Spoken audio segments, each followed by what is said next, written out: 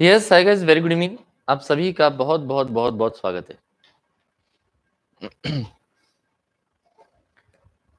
क्या हो गया भाई? नोरा किसको तड़पा रही है ना? नोरा किसको तड़पा रही है भाई? कौन तड़प रहा है नोरा के प्यार में? हमने तो कहा था दूर रहना। हमने तो कहा था दूर रहना। तुम्हारे बस की नहीं है।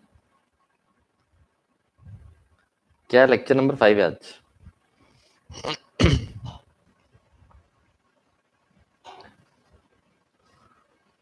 मैं बढ़िया हूँ संतोष, एकदम। आज पिंक शर्ट क्यों, पर्पल क्यों नहीं? एक्चुअली पर्पल ही है, लेकिन आज आज एक्चुअल पर्पल है, लेकिन आपको पिंक दिख रही है ना? जीवन में पहली बार एकता मेहता करिए आप। उसके बाद हंसने वाली कौन सी बात है? ये सायन मोल।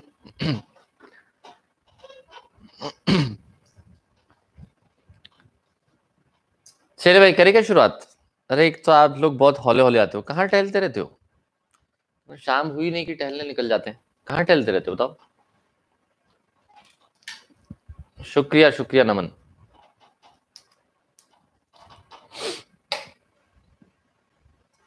Very good evening.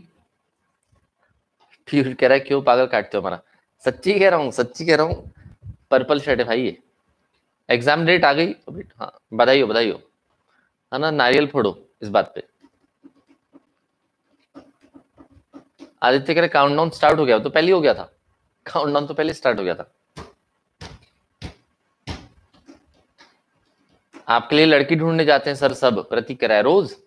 है ना? मेरे को तो आज भी एक भी खबर नहीं मिली अब तक कि एक आध पसंद आ गई हो। चलो। नोरा को ढूंढने निकले थे। तो मैं कह रहा हूं तुम मत पड़ो चक्कर में, तुम्हारे बस की नहीं है। दिख तो पिंक रहा है, ठीक है, पिंक दिख रहा है, कोई दिक्कत नहीं। 13 तारीख से एग्जाम है, बहुत ही शुभ तारीख है। चले करेगा स्टार्ट। करेगा स्टार्ट, है ना? सुनेगा। तो यहाँ पर करते हैं शुरुआत। हमने कल जो है पढ़ा था किसके बारे में? फ्रॉड वगैरह के बारे में थोड़ा हमने डिटेल में पढ़ा था। और मैंने आपको कहा था कि भाई ये जो डिफरेंस ये पढ़ के आना। तो मैं आपसे उम्मीद करता हूं कि आप ये डिफरेंस पढ़ के आगे होंगे। है ना? परफेक्ट है ना? तो देखो, फ्रॉड में 4-5 चीज होती थी, है ना? और fraud I think don't think आपको बताने की जरूरत है। ये तो आप रोज करते फिरते होंगे किसी ना किसी के साथ। अरे चलो। तन्मय कह रहे सर अपना कैमरा ठीक करो, पिंक पर्पल खेलते रहती हो। अभी फ्री बैच है ना, जब पेड बैच होगा ना तब पैसा थोड़ा बहुत आएगा ना, तब ले लेंगे बस। ओके चलो। सुनो, यहाँ पर क्या बोला है? Explanation to section number 17। तो ये आपने पढ़ा था कि भाई साइलेंस का मतलब जो है हमेशा फ्रॉड नहीं होता है। साइलेंस का मतलब फ्रॉड कब हो सकता है ना? साइलेंस का मतलब, है ना? साइलेंस का मतलब फ्रॉड कब हो सकता है? साइलेंस का मतलब फ्रॉड तब हो सकता है जब it was your duty to speak, जब आपकी ड्यूटी थी और सर्कमस्टेंसेज वर सच, है ना? या फिर भाई सर्कमस्टेंसेज ऐसे थे that your silence was equivalent to speech. आपका चुप रहना ही बोलने के बराबर था, उसको आप कहते हैं फ्रॉड।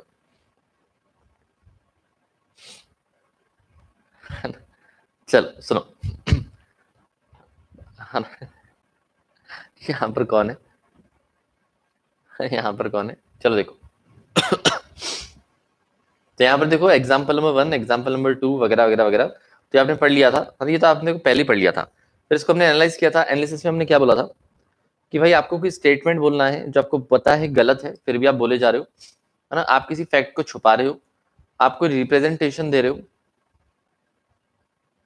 है ना? सामने वाले ने उसके ऊपर क्या किया है, उसके ऊपर भरोसा करके, है ना, कॉन्ट्रैक्ट में एंटर किया है। आपको पता नहीं था फिर भी आप झूठ बोल रहे हो। ठीक है ठीक है ठीक है। और क्या कि भाई ये सेम पॉइंट से, है ना, आपने जो झूठ कहा था सामने वाले ने अगर भरोसा कर पे, है ना, सामने वाले ने भरोसा करके। सारी वीडियो एक जगह नहीं है, हाँ, है ना, लेकिन प्लेलिस्ट में डलवा देंगे, चिंता ना करो। ठीक है सर, आप बिगड़े बिगड़े से लग रहे हो। अमन कहने का मतलब, अमन 2-3 दिन बाद आए क्या? चलिए सुनिए। तो यहाँ पर क्या है? The person should have relied upon the representation. तो आपने जो झूठ झूठ कहा है उसके ऊपर भरोसा करने उसको कॉन्ट्रैक्ट में एंटर किया था, तो ही वो कल जाके ऑब्जेक्शन उठा सकता है कि हाँ भाई आपके झूठ पर मैंने भरोसा किया था और कॉन्ट्रैक्ट में एंटर हुआ हूँ। और उसके अलावा उसको नुकसान भी होना चाहिए। अगर आपने झूठ बोला, सामने वाले को नुकसान नहीं हो रहा है, तो कोई दिक्कत वाली बात नहीं है, कॉन्ट्रैक्ट फिर भी वैलिड रहेगा। ओके परफेक्ट, क्लियर है ना? बहुत बढ़िया। चलिए तो ये भी क्लियर है, परफेक्ट है, तो यहाँ तक डन। देन ये जो कॉन्ट्रैक्ट है फ्रॉड वाला, ये क्या हो सकता है, आप कैंसिल भी करवा सकते हो, आप कॉम्पनसेशन भी ले सकते हो, क्योंकि आपने फ्रॉड किया है, सामने वाले ने आपके साथ फ्रॉड किया है, तो आप कॉम्पनसेशन भी ले सकते हो। और थर्ड वाला क्या, कि आप उसको परफॉर्म भी करवा सकते हो। जिस प्रकार से सामने वाले ने आपको क्या किया था, जिस प्रकार से सामने वाले ने आपको प्रॉमिस किया था, आप उसी कंडीशन में उसको लेके जा सकते हो, अगर आप कोर्ट को कहो तो। कल मैंने आपको 4 कैमरे वाला जो है आपको एग्जांपल दिया था, होपफुली आपको याद होगा। ठीक है, परफेक्ट, क्लियर। हाँ चलिए, बहुत बढ़िया। अब देखो नेक्स्ट है मियर साइलेंस इज नॉट फ्रॉड। तो यहाँ पर क्या बोला था, चुप रहने का मतलब हमेशा फ्रॉड नहीं होता है, क्योंकि जिम्मेदारी किसकी होती है, जिम्मेदारी होती है बायर की, परचेसर की। तो purchaser has to be beware. तो यहाँ पर लॉ क्या कहता है कि भाई जो दुकानदार है वो तो लूटने के लिए बैठा है ना। बेवकूफ कौन है, बेवकूफ तो कस्टमर है। तो कस्टमर को हमेशा क्या रहना चाहिए, सजग रहना चाहिए, है ना। कस्टमर को क्या रहना चाहिए, कस्टमर को हमेशा हमेशा सजग रहना चाहिए। सजग रहना चाहिए मतलब क्या, बेवेयर रहना चाहिए। ओके, परफेक्ट, क्लियर, है ना। चलिए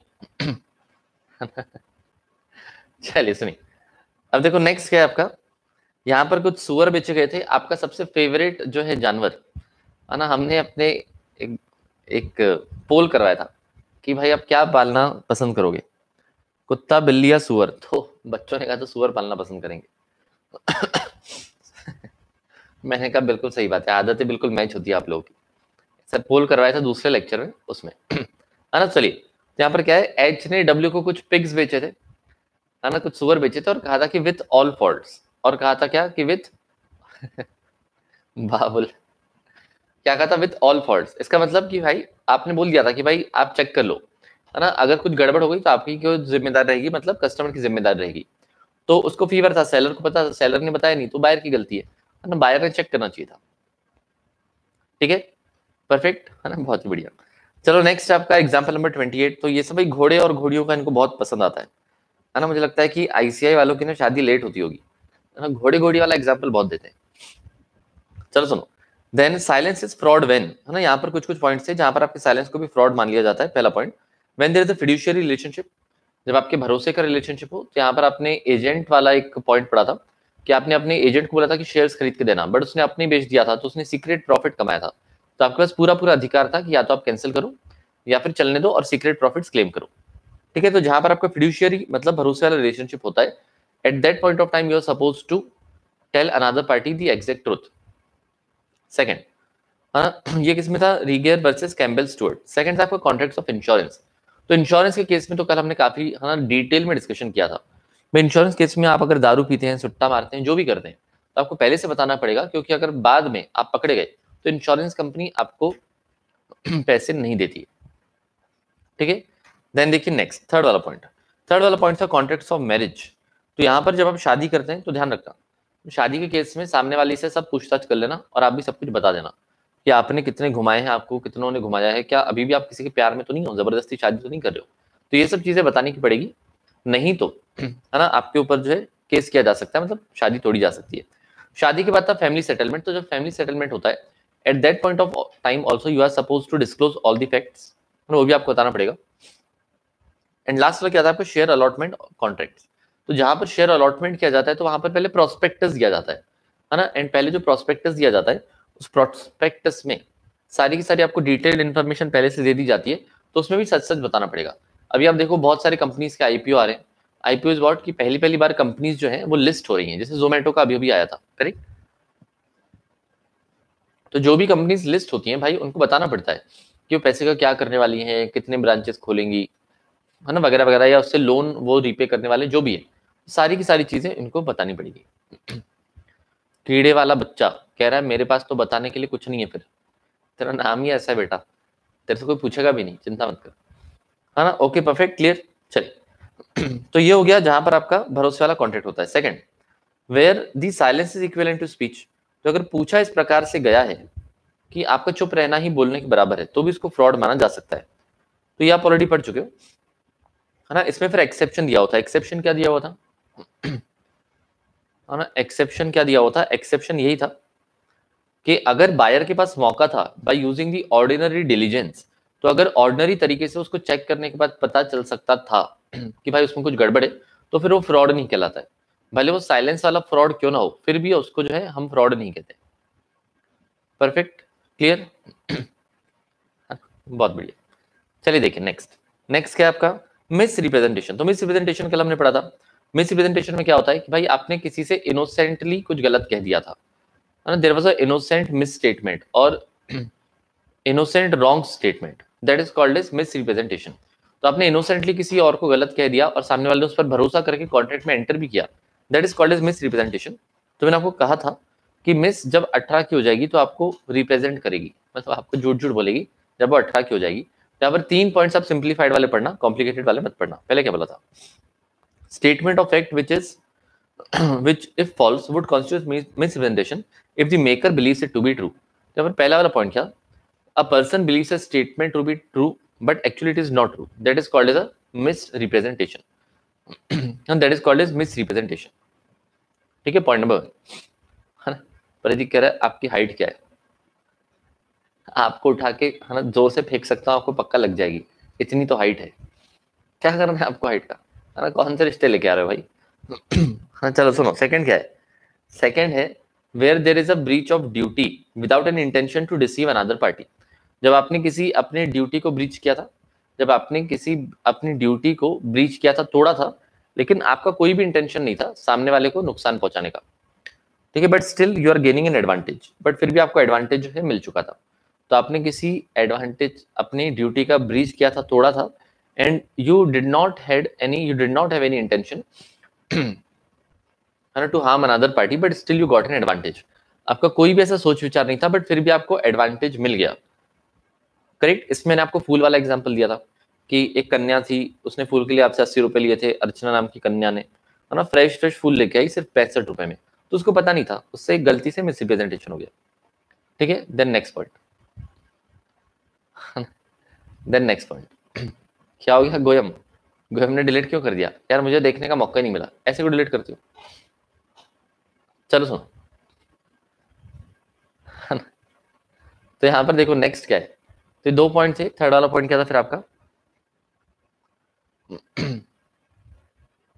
थर्ड वाला पॉइंट क्या था? थर्ड वाला था व्हेन अ पार्टी कॉजेज, हाँ, even though done innocently the other party to agreement to make a mistake to the subject matter. तो यहाँ पर आपने सब्जेक्ट मैटर को लेकर अगर कोई भी गड़बड़ कर दी थी, इवन दो इनोसेंटली, है ना, आपने सब्जेक्ट मैटर को लेकर कोई भी गड़बड़ कर दी थी, इवन दो इनोसेंटली की थी फिर भी, है ना। यहाँ पर मैंने आपको एग्जाम्पल दिया था, क्या इतनी प्यारी सी बॉटल बनाई थी मैंने, देखो, नीविया की बॉटल बनाई थी, ठीक है। तो यहाँ पर मैंने आपको अलग अलग प्रकार की बताई थी, स्किनों की अलग अलग तरह की स्किन होती है।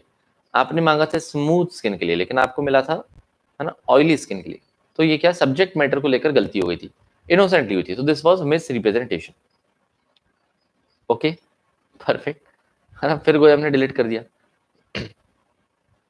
ऐसा क्या लिख रहा है? तो डिलीट करना पड़ रहा है। देन देखो नेक्स्ट है, एग्जाम्पल्स आपने अलग अलग यहाँ पर पढ़े थे, है ना। डायरेक्टर वाला पढ़ा था, इंजन वाला पढ़ा था, है ना, घोड़ी वाला पढ़ा था, और है ना 1000 रुपए वाला। चलो, तो यहां तक देखो, कल तक का हमने सारा का सारा रिवाइज किया। अब देखो नेक्स्ट है आपका कोर्जन एंड अनड्यू इन्फ्लुएंस का डिफरेंस। ये आपने पढ़ लिया क्या? इसमें कोई डाउट है क्या, बताइए? है ना, इसमें कोई डाउट है क्या, बताइए?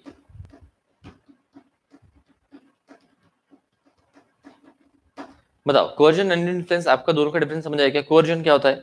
फिजिकल फोर्स, है ना, डराना धमकाना। अनड्यू इन्फ्लुएंस क्या होता है? Mental pressure. तो उसी की डेफिनेशन का आप एक पॉइंट भी लिखेंगे ना, तो भी आप डिफरेंस बना पाएंगे, नो डाउट। परफेक्ट।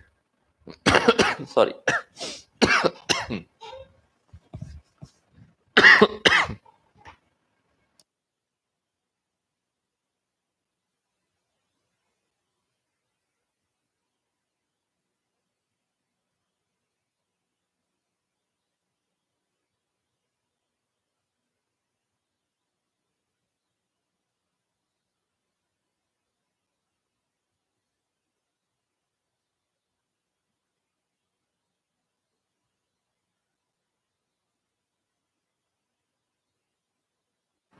है ना, चलिए सुनिए।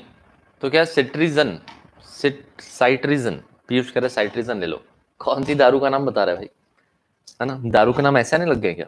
तुमको बड़ा पता है। चलो सुनो, है ना, सुनिएगा। तो यहाँ पर आपको डिफरेंस में क्या क्या दिया हुआ था? Physical force, mental force. मैं देखता हूँ कुछ समझाने लायक है क्या इसमें, है ना। आपका कोर्जन में forbidden by Indian penal code, and यहाँ पर बोला है no such illegal act, relationship, संबंध होना इसमें कोर्जन में जरूरी नहीं था, लेकिन अंडू इन्फ्लुएंस में जरूरी होना चाहिए था। कोर्जन जो है कोई भी कर सकता था, लेकिन undue influence parties to the contract ही कर सकते थे। है ना, सिट्राजिन, सिट्राजिन मेडिसिन है, हो मुझे लगा दारू है, कोई बात नहीं।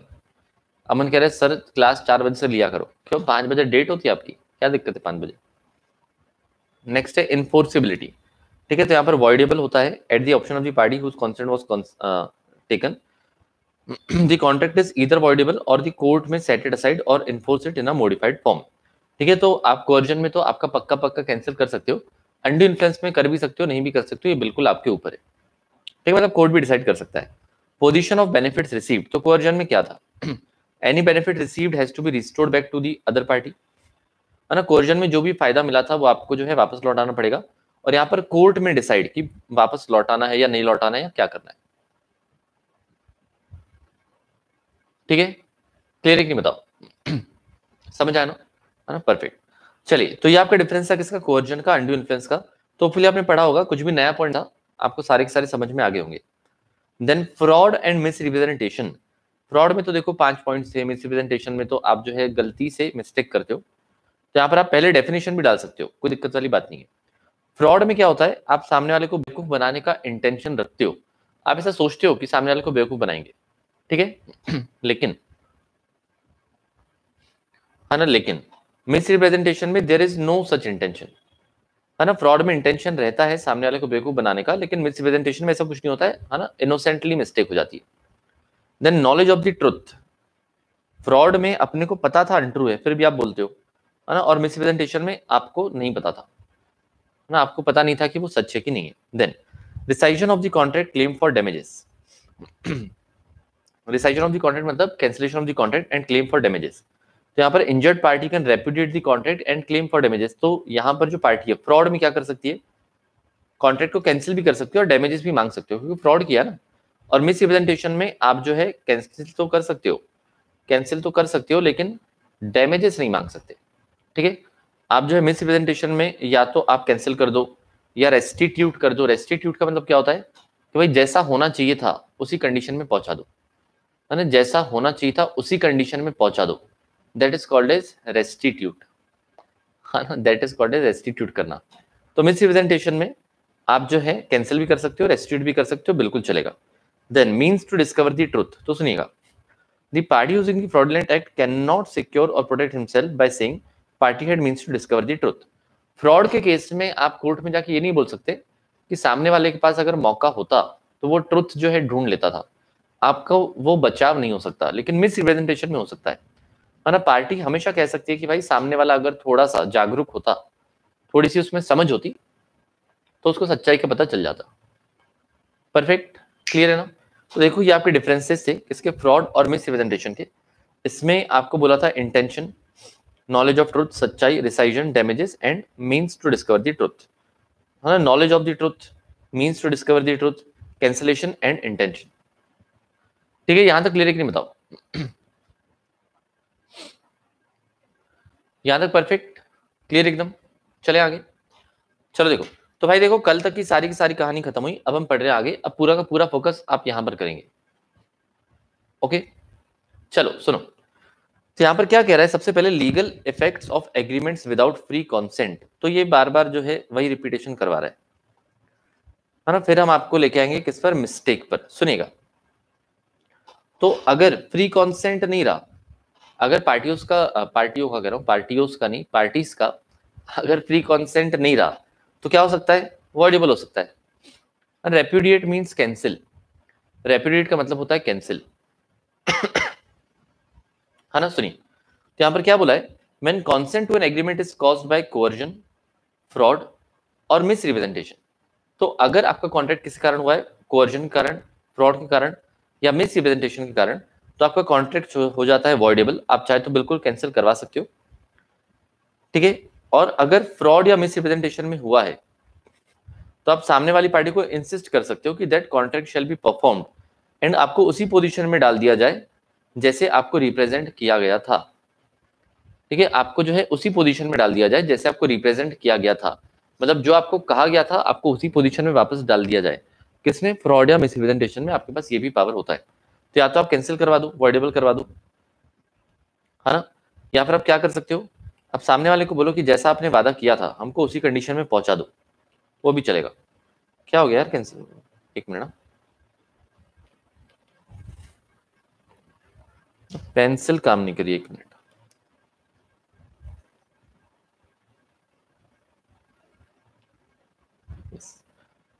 चलिए सुनिए, नेक्स्ट क्या बोला है, एक्सेप्शन।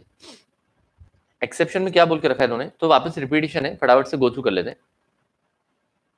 सुनिए, एक्सेप्शन, एक्सेप्शन में क्या बोला है, if such consent was caused by misrepresentation और बाय साइलेंस, अगर आपका जो कॉन्सेंट था किसके कारण था, मिसरिप्रेजेंटेशन कारण था या फिर साइलेंस के कारण था, fraudulent with the meaning of section 17, contract is not voidable if the other party had the means of discovering the truth. अगर सामने वाली पार्टी के पास मौका था, किसमें, फ्रॉडुलेंट साइलेंस में या फिर मिसरिप्रेजेंटेशन में, अगर सामने वाली की पार्टी के पास मौका था, है ना, अगर, क्या देख रहे हो आप, अगर सामने वाली पार्टी के पास मौका था, है ना, किसका, ट्रुथ डिस्कवर करने का, तो फिर उसको हम वॉइडेबल नहीं मानते, है ना, उसको हम वॉइडेबल नहीं मानते। ठीक है, next, explanation to section number 19। तो इन्होंने क्या बोला है कि अगर आपने फ्रॉड या मिसरिप्रेजेंट किया था, लेकिन सामने वाली पार्टी ने, लेकिन अगर सामने वाली पार्टी ने उसके ऊपर भरोसा नहीं किया था, ये ईमेल देख रहे हैं 17438 17,438, ठीक है ना, आप क्या करना है, आप इधर ध्यान दो ना। यहाँ पर क्या बोला है ना, कि अगर सामने वाले ने फ्रॉड या मिसरिप्रेजेंटेशन दिया था लेकिन आपने उसके ऊपर भरोसा ही नहीं किया, है ना, आपने उसकी बात के ऊपर जो है भरोसा नहीं किया, ध्यान ही नहीं दिया, ठीक है, तो उस केस में क्या होगा कि वो सामने वाली पार्टी जो है या आप जो है वो कॉन्ट्रैक्ट को वॉइडेबल नहीं बना सकता, क्योंकि आपको वो झूठे स्टेटमेंट से मतलब ही नहीं था ना। तो if you have not relied upon the incorrect statement of another party then you can not make the contract voidable. आपने उसके ऊपर भरोसा ही नहीं किया था, ठीक है, परफेक्ट, है ना, बहुत बढ़िया। चलिए, so you can not render a contract voidable. Example लिखा हुआ है, ए इंटेंडिंग टू डिसीव बी, यहां पर ए था, उसका इंटेंशन था, यहाँ पर ए था, उसका इंटेंशन था बी को डिसीव करे, मतलब बेवकूफ बनाए, उसने गलत गलत बताया that 500 maunds of indigo, indigo मतलब एक काइंड ऑफ, है ना, कलर बनाने का आप, है ना, मटेरियल समझ लो, है ना, आप क्या करो, आप ना कलर बनाने का मटेरियल समझ लो, है ना, कौन गोयम कह रहा है समझ नहीं आया, वो मैंने कुछ नया पढ़ा ही नहीं है ना, ऊपर जो भी लिखा हुआ था ना यहाँ तक तो हमने कुछ नया पढ़ा ही नहीं है, ठीक है, जो जो आपने पढ़ा था बस पूरा का पूरा रिपीटेशन था, यहाँ पर कुछ भी नया नहीं था, ठीक है, परफेक्ट। या और ये ऊपर वाले में क्या बोला था कि अगर सामने वाले ने आपको झूठ बोला है लेकिन आपने उस झूठ के ऊपर भरोसा ही नहीं किया था, है ना, आपने उसके ऊपर रिलाई ही नहीं किया था, तो आप कॉन्ट्रैक्ट को वॉइडेबल नहीं बना सकते, आप कॉन्ट्रैक्ट को कैंसिल नहीं करवा सकते, ठीक है। नेक्स्ट क्या बोला है, यहाँ पर ए इंटेंडिंग टू डिसीव बी, ए की यहाँ पर इच्छा थी कि बी को बेवकूफ बनाए, ठीक है, उसने बोला कि हम 500 मॉन्ट्स, मतलब काइंड ऑफ बंडल्स या पीसेस समझ लो, जैसे भी समझ लो, ठीक है, 500 मॉन्ट्स ऑफ इंडिगो मतलब काइंड ऑफ कलर बनाने का प्रोडक्ट रहता है, are made annually at A's factories. तो हमने क्या बोला कि हम 500 पीस बनाते हैं फॉर एग्जांपल, या किलो बनाते हैं एक ही फैक्ट्री में, ठीक है, and thereby induces B to buy the factory. यहाँ पर अनड्यू इन्फ्लुएंस क्यों नहीं है, क्योंकि अनमोल हम पहले ऑलरेडी पढ़ चुके हैं अनड्यू इन्फ्लुएंस का, है ना, अनड्यू इन्फ्लुएंस का आपको पहले ऑलरेडी दिया हुआ था 2-3 पेज पहले, इसलिए यहाँ पर वापस से नहीं दिया है।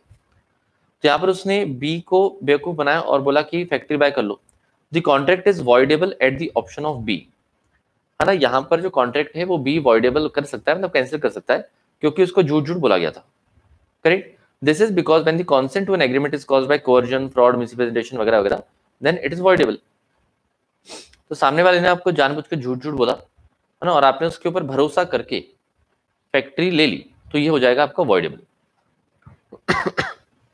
परफेक्ट, क्लियर है ना, बहुत बढ़िया। चलिए देखिए नेक्स्ट, नेक्स्ट है एनालिसिस ऑफ सेक्शन नंबर 19। तो वापस से रिपीटेशन है ना, वापस से वही रिपीटेशन है, पेज नंबर 1.3.23, तो इसको मैं आपके हवाले छोड़ देता हूँ, इसको आप रीड कर लेना, इसको जो है आप रीड कर लेंगे, किसमें, पेज नंबर मेरे नोट्स के हिसाब से 1.3.23 है, ठीक है, मॉड्यूल में आप ढूंढ लेना कहां पर है।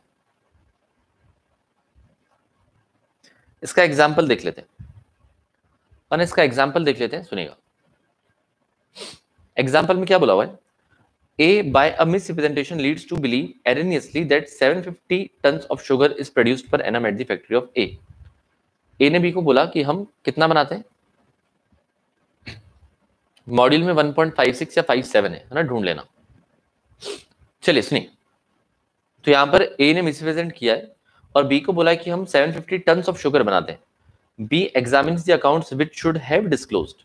अगर वो प्रॉपर्ली चेक करता ना तो उसको क्लियर कट समझ में आ जाता कि भाई इनका सिर्फ और सिर्फ 500 टन बनता है ना। यहाँ पर A ने क्या बोला था कि 750 टन बनता है, 750 टन शुगर हम बनाते हैं, और B अगर इसको प्रॉपर्ली चेक करता बुक्स ऑफ अकाउंट्स को तो उसको क्लियर कट पता चल जाता है ना, उसको क्लियर कट पता चल जाता कि भाई सिर्फ 100 और सिर्फ 500 टन ही प्रोड्यूस होता है, और B ने परचेज कर ली फैक्ट्री। तो यहाँ पर B can not repudiate the contract. तो यहाँ पर B जो है ना वो कॉन्ट्रैक्ट को कैंसिल नहीं कर सकता। क्यों नहीं कर सकता?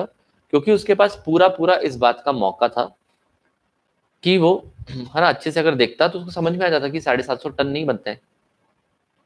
मतलब वो क्या करता, बेसिकली प्रोडक्शन, रॉ मटेरियल और सेल्स के रिकॉर्ड्स देखता तो उसको समझ में आ जाता कि कितना प्रोडक्शन होता है। तो यहाँ पर अगर B जो है प्रॉपरली अगर चेक करता था तो उसको समझ में आ जाता है ना, he was having a chance to discover the truth. वो ऑर्डिनरी डिलीजेंस अगर यूज करता था, ऑर्डिनरी डिलीजेंस मतलब नॉर्मल सोच समझ भी अगर वो लगाता था तो भी उसको पता चल जाता था कि भाई इसमें कोई दिक्कत वाली बात नहीं है। Okay, next, where a party to a contract commits fraud or misrepresentation but the other party is not in fact misled by such fraud, है ना, वापस रिपीटेशन। ठीक है, वापस से रिपीट किया हुआ है कि आपने झूठ बोला था लेकिन सामने वाले को उससे फर्क नहीं पड़ा तो कैंसिल नहीं कर सकता। ठीक है, चलिए, तो ये सारे के सारे ये पेज रिपीटेशन है, आप नहीं पढ़ेंगे तो भी चलेगा और एक बार पढ़ लेंगे तो भी चलेगा। ओके, चलिए, परफेक्ट, यहां तक क्लियर है? बताओ, है ना, सारी की सारी कहानियां आपने पढ़ ली, कौन कौन सी, है ना, जो स्टार्टिंग की 4 आपने पढ़ लिया। आपका कोवर्जन, तो मारपीट करना आपने पढ़ लिया। ठीक है, फिर आपने अनड्यू इन्फ्लुएंस पढ़ लिया, जहां पर आप सामने वाले के ऊपर दबाव डालते हो। ठीक है, नहीं आदित्य, मेजर माइनर डिफरेंस कुछ लॉ नहीं बताता है, अपने को मतलब नहीं है। तो आपने देखो कोवर्जन पढ़ा, आपने अनड्यू इन्फ्लुएंस पढ़ा, फिर आपने पढ़ा फ्रॉड, और फिर आपने पढ़ा मिस रिप्रेजेंटेशन, और अब आप पढ़ने जा रहे हैं आपकी मिस्टेक। ठीक है, सुनिएगा, ऊपर के जो 4 पॉइंट्स थे, ऊपर के 4 पॉइंट्स के कारण आपका कॉन्ट्रैक्ट होता है वॉइडेबल। ऊपर के जो 4 पॉइंट्स है ना, इसके कारण आपका कॉन्ट्रैक्ट होता है वॉइडेबल। आप चाहे तो कैंसिल करवा सकते हो, लेकिन मिस्टेक में हो जाता है फ्रॉड, मिस्टेक में हो जाता है वॉइड। अगर आप मिस्टेक करते हैं ना तो मिस्टेक में आपका कॉन्ट्रैक्ट हो जाता है वॉइड। अब मिस्टेक मतलब होती है गलती, है ना, हो सकता है कि एक पार्टी से गलती हो गई हो सकता है दोनों पार्टी से गलती हो गई हो, है ना, एक दूसरे को पहचानने में गलती हो सकती है, सब्जेक्ट मैटर को लेकर गलती हो सकती है। तो अगर किसी भी प्रकार की गलती के कारण आपने कॉन्ट्रैक्ट में एंटर कर लिया है तो कॉन्ट्रैक्ट हो जाता है वॉइड। ठीक है,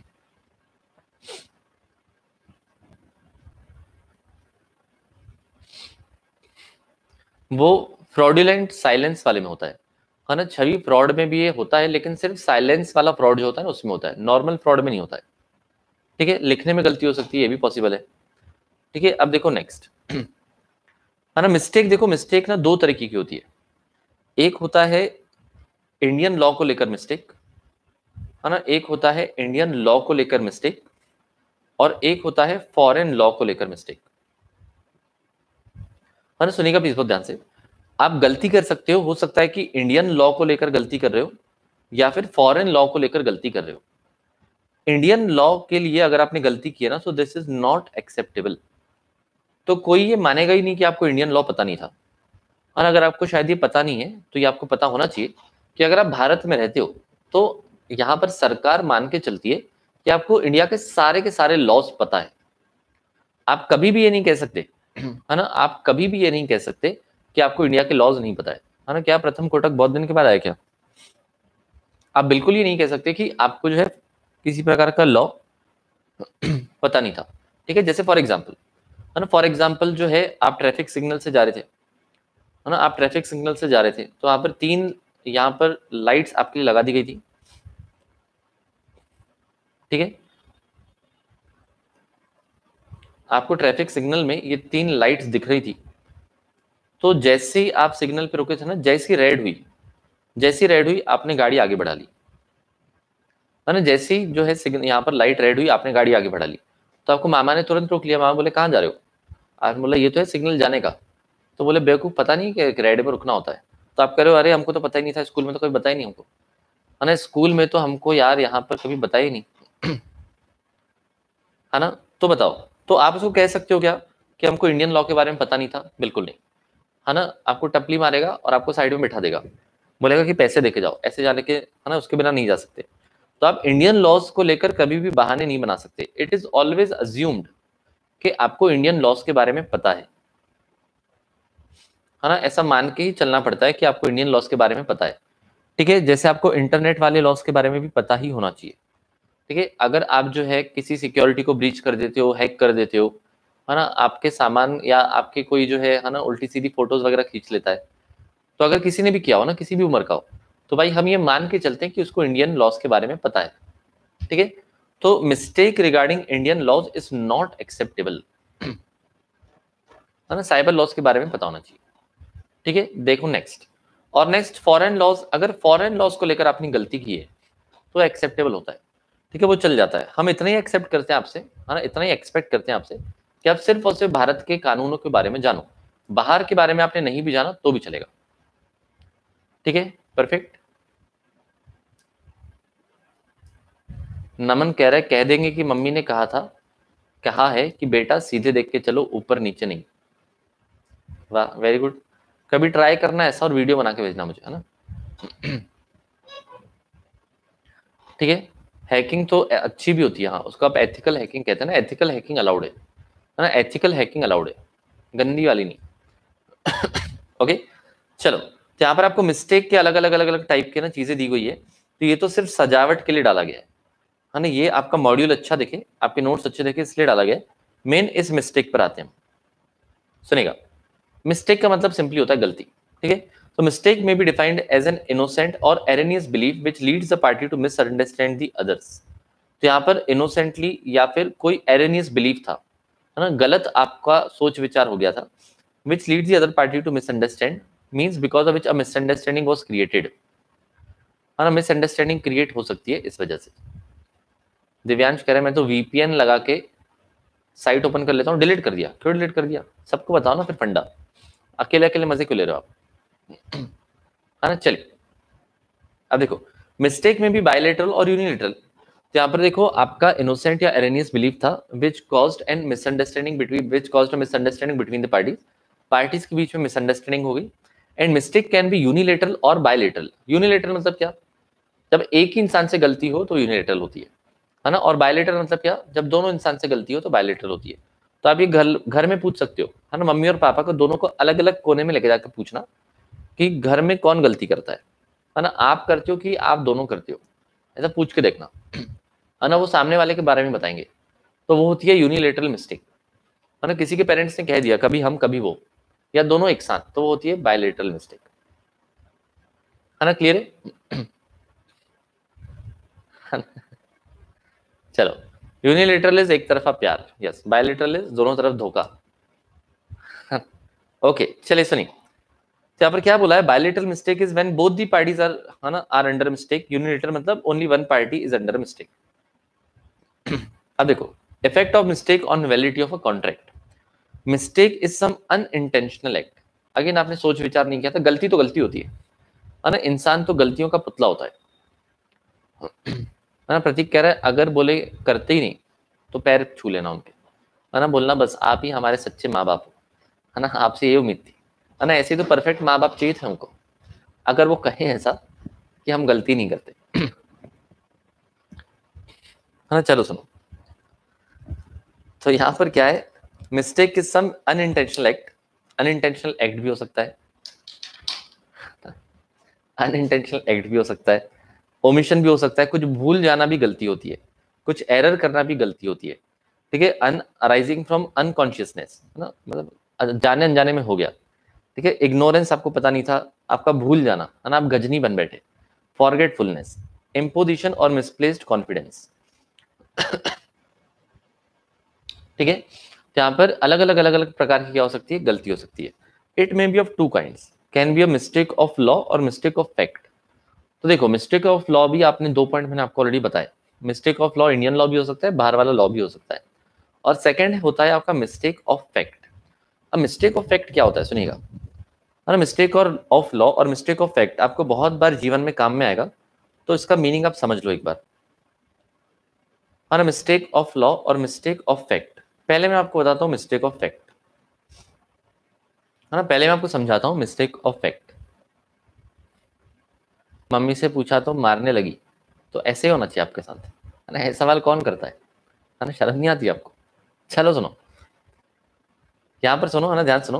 मिस्टेक ऑफ फैक्ट क्या होता है, अब जैसे, है ना, जैसे यहाँ पर रोहित जो है ना, सपोज रोहित जो है, रोहित के पड़ोसी का हो गया मर्डर, है ना, रोहित के पड़ोसी का हो गया मर्डर। तो भाई जब मर्डर हुआ था तो वो गया पड़ोसी के यहाँ, है ना, वो गया पड़ोसी के यहाँ, तो उसका जो पड़ोसी है,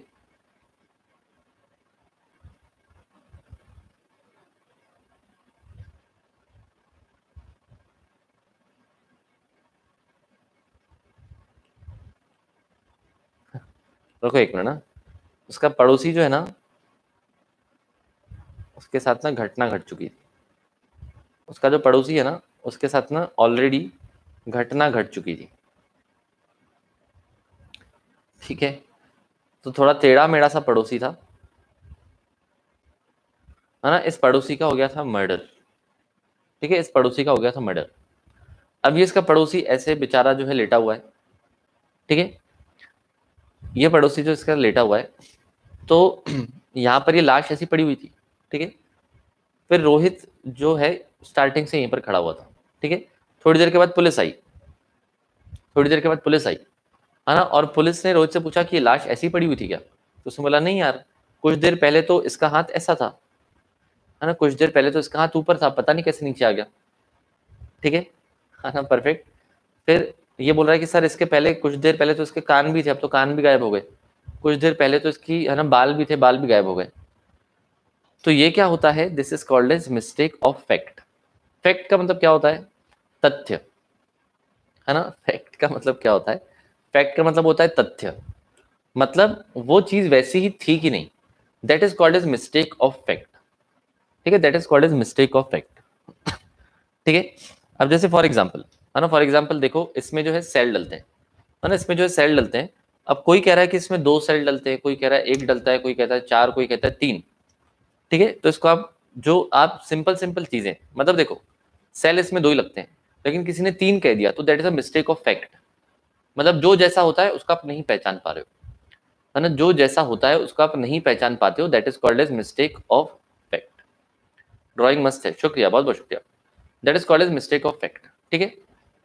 तो भाई sun rises in the east, है ना, सन जो है ईस्ट से निकलता है, लेकिन आप कह रहे हो वेस्ट से निकलता है, आप उल्टे सोते हो, है ना। तो इसका मतलब क्या, ये हो गया मिस्टेक ऑफ फैक्ट, ठीक है। और सर आपकी drawing, thank you so much sir, हम आपसे ड्राइंग क्लास लेना चाहते हैं।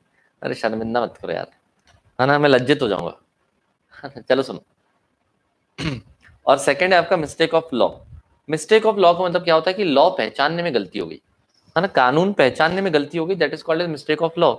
सपोज मैंने आपको 4 लाइन लिख के दे दी, है ना, मैंने आपको 4 लाइन लिख के दे दी और मैंने आपको कहा कि इंटरप्रेट करो। इंटरप्रेट करो मतलब क्या होता है, इंटरप्रेट करने का मतलब होता है, सर बस आप ड्राइंग कंपटीशन में मत जाना, नहीं मैं ड्राइंग के ओलंपिक्स में जाऊंगा, अभी नीरज जीत के आया ना गोल्ड, फिर मैं जीत के आऊंगा, है ना, सारे के सारे मुझे जो है ना समर्पित कर देंगे। चलो सुनो, तो यहाँ पर क्या बोला है, यहाँ पर बोला है कि अगर आपने सपोज कोई भी, है ना, प्रोविजन पढ़ा, कोई भी सेक्शन पढ़ा जो भी आप लॉ में पढ़ रहे हो, अब हो सकता है कि वो प्रोविजन पढ़ के आपने इंटरप्रिटेशन गलत निकाल लिया, है ना, आपका मीनिंग गलत निकल गया, तो उसको आप कहते हैं मिस्टेक ऑफ लॉ।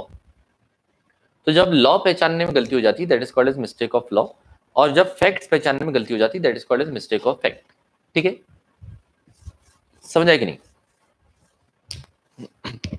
3 दिन से इंग्लिश का लेक्चर की लिंक नहीं आ रही है, मैं मैम से बात कर लेता हूँ, है ना। चलिए सुनिएगा प्लीज बहुत ध्यान से, अब यहाँ पर आपको समझाया गया है, सुनना। ये बहुत जरूरी है that parties should agree on the same thing in the same sense. If the 2 parties enters into a contract, each of them thinking about a different subject matter, तो अगर दोनों पार्टीज अलग अलग सब्जेक्ट मैटर के बारे में सोच रहे हैं, दिस में लीड टू दिस में लीड टू कॉन्ट्रैक्ट टुवर्ड्स वॉइडनेस, तो इससे आपको कॉन्ट्रैक्ट जो है वॉइड भी हो सकता है, है ना, इससे आपका कॉन्ट्रैक्ट जो है वो वॉइड भी हो सकता है। ठीक है, जैसे फॉर एग्जाम्पल, है ना, जैसे फॉर एग्जाम्पल यहाँ पर आकृति जो है ना, यहाँ पर आकृति जो है उसने दिव्यांश से कहा, ठीक है, उस आकृति ने जो है ना, दिव्यांश से कहा कि मैं ना तुझे तेरी फेवरेट एक्ट्रेस से मिलाने वाली हूँ, मेरी ना बहुत अच्छी फ्रेंड है ना। आकृति जो है दिव्यांश से कह रही कि मैं तुझे तेरी एकदम एकदम फेवरेट, है ना, जाने बाहर एक्ट्रेस जो है मैं तो उसको उससे मिलाने वाली हूँ, एकदम मेरी, है ना, एकदम तेरी जो है एकदम फेवरेट फेवरेट एक्ट्रेस है। ठीक है, अब यहाँ पर देखो दो नाम सामने आए, है ना, एक जो है वो दिशा पता नहीं, है ना, एक आपकी जो दिशा पता नहीं, और दूसरी वो कीर्ति सेनन नाम है ना, उसका क्या नाम है ना, परम सुंदरी, हु इज परम सुंदरी, है ना, हु इज परम सुंदरी, कीर्ति सेनन नाम है ना उसका, जो भी नाम है। ठीक है, तो ये दो नाम सामने आए। अब दिव्यांश को जो है ना, आलिया और नोरा, नहीं नहीं नोरा नहीं, Nora is not in the race, है ना, Nora is not in the race, Kirti Sanon, Kriti है कि कृति है क्या, वो कृति है क्या, अच्छा ठीक है ना, परम सुंदरी, ये सब पता रहता तुमको ना। अभी केस लॉ का नाम पूछूंगा तो नहीं बताएंगे, है ना, पिग वाले केस लॉ का नाम पूछूंगा तो नहीं बताएंगे, है ना, ये सब ज्यादा बड़ा पता रहता तुमको, है ना। चलो सुनो, कृति है सिर्फ है ना, चलो सुनो, तो यहाँ पर यहाँ पर आकृति क्या सोच रही थी कि वो दिशा पता नहीं से मिलाएगी, है ना, लेकिन दिव्यांश को क्या लग रहा था कि वो परम सुंदरी से मिलाने वाली है। तो यहाँ पर सब्जेक्ट मैटर को लेकर गलती हो गई, है ना, यहाँ पर ना सब्जेक्ट मैटर को लेकर गलती हो गई, तो ये वाला कॉन्ट्रैक्ट हो जाता है वॉइड। तो अगर आपने किसी इंसान को पहचानने में गलती कर दी है ना, शिप को पहचानने में गलती कर दी है, प्रोडक्ट को पहचानने में गलती कर दी है, तो हो जाता है आपका वॉइड। ठीक है, बोलो क्लियर है कि नहीं, समझ आया समझ आया कि नहीं बताओ, है ना, ओके परफेक्ट, है ना, वेरी गुड। चलो तो यहाँ पर क्या बोला है, मिस्टेक ऑफ लॉ, पहले आपको समझाया गया मिस्टेक ऑफ लॉ, और मिस्टेक ऑफ लॉ दो तरीके के हो सकते हैं, इंडियन लॉ वगैरह वगैरह and foreign law as well. तो यहाँ पर a mistake of law does not render a contract void, तो अगर आप मिस्टेक ऑफ लॉ कहता है करते हैं तो it does not render a contract void as one can not take excuse of ignorance of the law of his own country, है ना, कोई भी ऐसा नहीं कह सकता कि मुझे अपने कंट्री के लॉ के बारे में नहीं पता है ठीक है, हाँ या ना, परफेक्ट। देन नेक्स्ट, नेक्स्ट है आपका mistake of foreign law is excusable and उसको मिस्टेक ऑफ फैक्ट की तरह माना जाता है। ठीक है, मिस्टेक ऑफ फॉरेन लॉ अगर आप कर देते हो तो उसको मिस्टेक ऑफ फैक्ट की तरह माना जाता है, एंड आप कॉन्ट्रैक्ट को अवॉइड भी कर सकते हो। ठीक है, हाँ ना, परफेक्ट क्लियर। अब देखो ये था मिस्टेक ऑफ लॉ के बारे में, तो इंडिया के लॉ के बारे में गलती नहीं चलेगी, फॉरेन लॉ की अगर बारे में आपने गलती कर दी तो उसको मिस्टेक ऑफ फैक्ट की तरह माना जाता है। एंड मिस्टेक ऑफ फैक्ट में आपको क्या बोला है सुनना, where the contracting parties misunderstood each other, है ना, कुछ मिसअंडरस्टैंडिंग हुई थी, जैसे जीवन में अक्सर हो जाया करती है, indirect cross purposes there is a bilateral और mutual mistake where both the parties to an agreement are under mistake as to subject matter वगैरह वगैरह, the contract the agreement is void, तो आपका एग्रीमेंट हो जाता है वॉइड।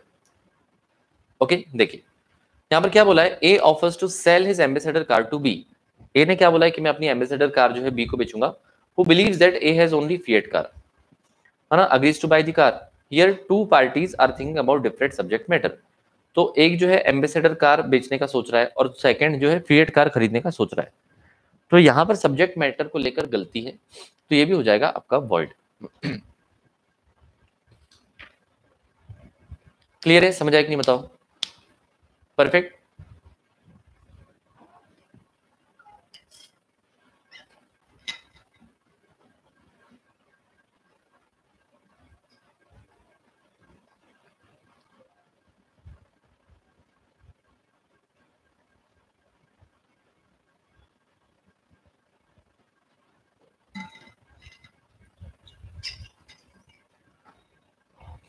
है ना, यस,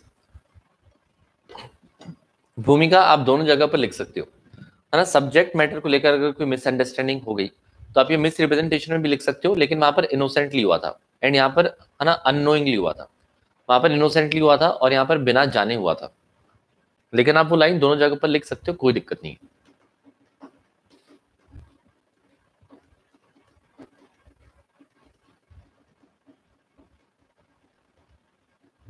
ठीक है, समझ आया कि नहीं बताओ, क्लियर, परफेक्ट, है ना, बहुत बढ़िया। चलिए तो ये हो गया आपका mistake of law and mistake of fact. अब हम आगे आते हैं आपके पेज नंबर 1.3.26 पर। अब आपके यहाँ पर दिया गया legality of object and consideration. तो सुनिएगा, है ना, आपका ऑब्जेक्ट भी लीगल होना चाहिए एंड आपका कंसीडरेशन भी लीगल होना चाहिए। ठीक, अब मोर और लेस आपने ये बहुत सारे पॉइंट्स पढ़े हैं, है ना, कुछ कुछ पॉइंट्स आपको नहीं मिलेंगे, कुछ कुछ रिपीटेड मिलेंगे। सुनिएगा, तो यहाँ पर बोला है legality of object and legality of consideration. Object मतलब आपका पर्पस जो है वो भी लीगल होना चाहिए एंड आपका कंसीडरेशन जो है वो भी लीगल होना चाहिए। करेक्ट। जैसे मैंने कहा जाके मर्डर कर दो, है ना, पब्लिक में जाके किसी मॉल में जाओ, है ना, किसी मॉल में जाओ और मैंने कहा कि भाई उसको बीच में जाके चाटा मार दो जोर से, ठीक है, या फिर कोई धोती पहन के घूम रहा है तो मैं बोल रहा हूँ कि धोती होती खींच दो उसकी। तो ये आपका जो ऑब्जेक्ट है ना, ये लॉफुल नहीं है, अच्छा नहीं है।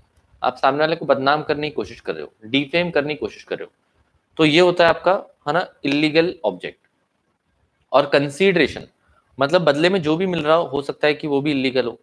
तो मैंने आपको क्या बोला कि मुझे आप परमाणु बम बना के देंगे, है ना, मैंने आपको कहा कि आप मुझे न्यूक्लियर बॉम्ब बना के देंगे, ठीक है, या फिर मैंने आपको क्या कहा कि आप मुझे, है ना, दारू ला के देंगे, चलो दारू तो लीगल है ना, गांजा ला के देंगे, और मैंने आपसे कहा कि आप मुझे गांजा ला के देंगे, ठीक है, या फिर अलग अलग प्रकार के ड्रग्स ला के देंगे। तो जो कंसीडरेशन जो बदले में मिल रहा है ना वो भी इलीगल है, तो ये नहीं करना चाहिए, है ना। आप गुड बॉय और गुड गर्ल हो तो ऐसी सब हरकतें आपको नहीं करनी चाहिए, ठीक है। या फिर मतलब चोरी डकैती करना, है ना, किसी की जगह छीन लेना, है ना, सत्ता सत्ता का नशा हो जाता है ना, सत्ता का नशा, कुर्सी का नशा, तो किसी को पैसे खिला के किसी को कुर्सी से गिरवा देना, तो ये सब होता है आपका इलीगल ऑब्जेक्ट या इलीगल कंसीडरेशन। नोरा ला के देंगे, तुमको बड़ा पता है नोरा ला के देंगे, हद हो गई। चलो, अर्चना के लिए फेवरेट एग्जांपल गांजा। कभी कभी आप लोग डाउट ही ऐसे पूछते हो ना, तो इसलिए मुझे गांजा ही वाला फील आता है कि आप फूक के बैठे हो ऐसा, ठीक है। चलो सुनो, है ना, ध्यान से सुनिएगा प्लीज। यहां पर बोला है सेक्शन 23 आपको बताता है कि कंसीडरेशन और object of N agreement is lawful. तो कंसीडरेशन या ऑब्जेक्ट जो है वो वैसे तो लॉफुल होता है अनलेस, लेकिन ये जो 6 पॉइंट लिखे हुए हैं ना, इन 6 पॉइंट्स में अगर आप कवर अप हो जाते हो तो आपका कंसीडरेशन या ऑब्जेक्ट हो जाएगा इलीगल। क्या क्या? पहला, it is forbidden by law, है ना, हाई ऑन लाइफ। तो ये इंस्टाग्राम कैप्शंस लेके आते देखो यहाँ पर, है ना, high on life, very good, है ना, it is forbidden by law. तो अगर लॉ ने मना करके रखा है, कानून ने मना करके रखा है, देयर शुड बी नो गांजा गांजा, तो नो गांजा गांजा, करेक्ट। तो अगर लॉ ने मना करके रखा है तो वो आपका अनलॉफुल है। नेक्स्ट, अगर आप provision of law he defeat कर रहे हो, मतलब लॉ का जो मेन पर्पस था, लॉ की जो मेन थिंकिंग थी, जो मेन उसका ऑब्जेक्टिव था, आप उसी को डिफीट कर रहे हो, तो भी वो इलीगल कहलाएगा, है ना, तो भी वो इलीगल कहलाएगा, ठीक है, परफेक्ट।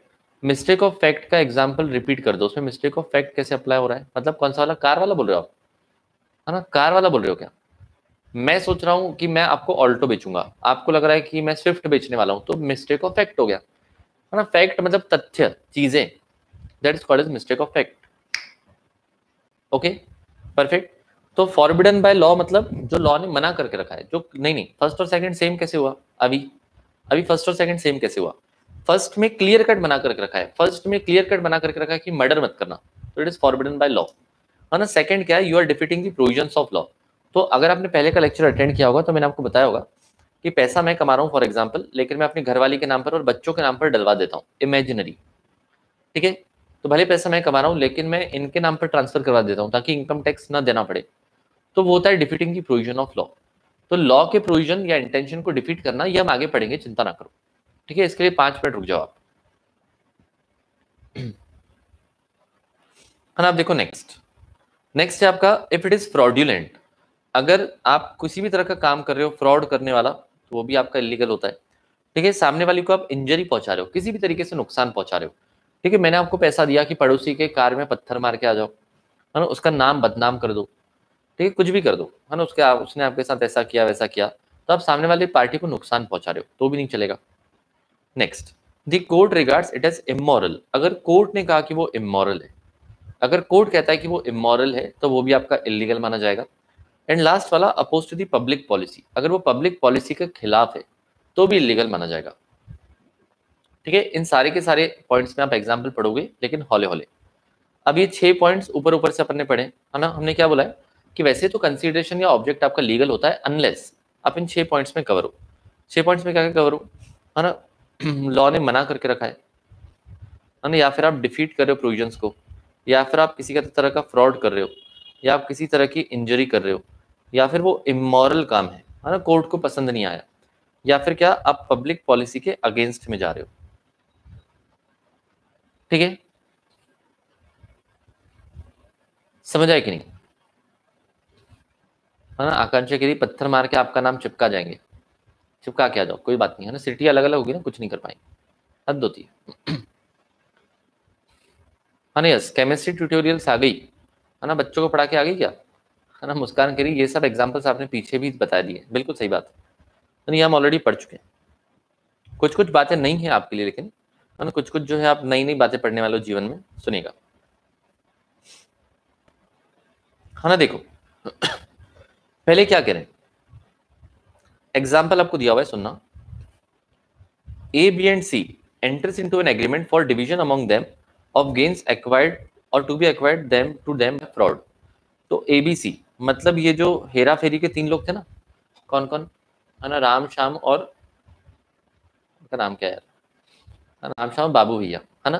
तो राम श्याम और बाबू भैया ने क्या डिसाइड किया कि वो फ्रॉड करेंगे, है ना। अक्षय कुमार, क्या नाम है, सुनील शेट्टी और परेश रावल, है ना, इन बाबू राव, है ना, हाँ बाबू भैया। तो ये तीन लोगों ने क्या डिसाइड किया कि वो किसी बैंक में जाएंगे, है ना। अक्षय कुमार ने आइडिया दिया कि हम किसी बैंक में जाएंगे, चोरी करेंगे और जो पैसा आया उसको हम बांट लेंगे।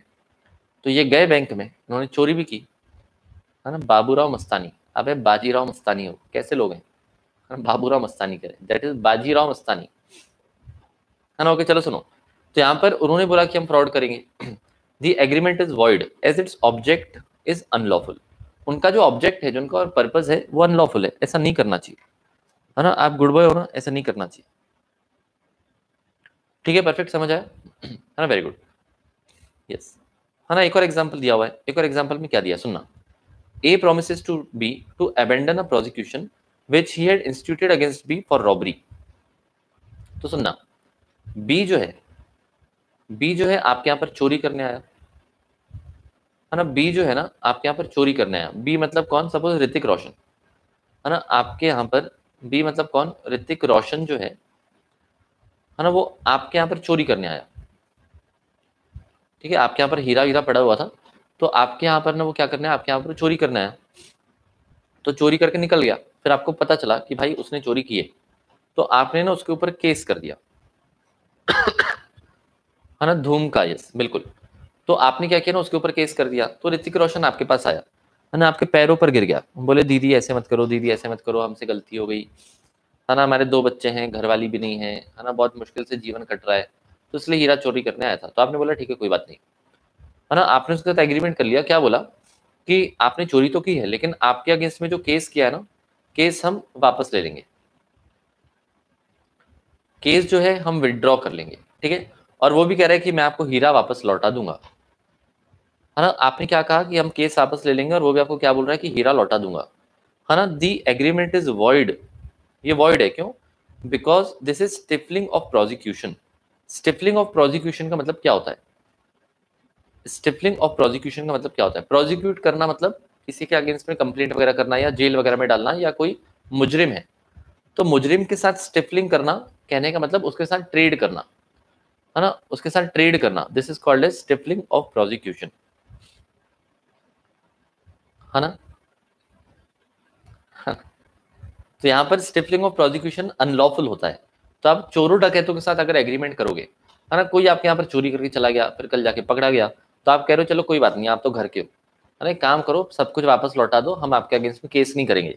सो such kind of agreements are void, क्योंकि इससे पब्लिक को भी नुकसान पहुंचता है। आप छोड़ दोगे तो ऋतिक जो है किसी और के घर पे चले जाएगा, है ना, इस वजह से। ठीक है, such kind of contracts are void, समझ आया, क्लियर है। वाह, चोरी भी डायमंड करने आया, कुछ और नहीं, तो डायमंड कम चीज होती है ना। आपको डायमंड क्या लग रहा है, पत्थर है ना, बीच पे जाओ तो गिरा हुआ मिलता है, हद हो गई, है ना। देखो नेक्स्ट क्या बोला है, section 10 of the contract Act provides for legality of consideration and objects, and section 23 also states that every agreement of which object consideration is unlawful is void। ठीक है, तो भाई सेक्शन नंबर 10 भी आपको लीगलिटी के बारे में बताता है, और सेक्शन 23 कहता है कि अगर वो इलीगल रहा तो आपका कॉन्ट्रैक्ट हो जाता है वॉइड। ठीक है, सर दोबारा बता दो स्टिफलिंग का मीनिंग। स्टिफलिंग मतलब होता है ट्रेडिंग, है ना, kind of stifling of prosecution का मतलब है ना ट्रेडिंग और डीलिंग विद द कल्प्रिट्स, है ना, इसका मतलब होता है dealing with the culprits. Sir आपने ऋतिक रोशन का एग्जाम्पल ही क्यों लिया, कोई खास रीजन? क्यों, आपको बहुत पसंद है क्या? आपको बहुत पसंद है क्या? ऐसे मैंने देखा था, है ना, एक मैंने ना मीम देखा था, शायद मैंने आपको बताया भी था।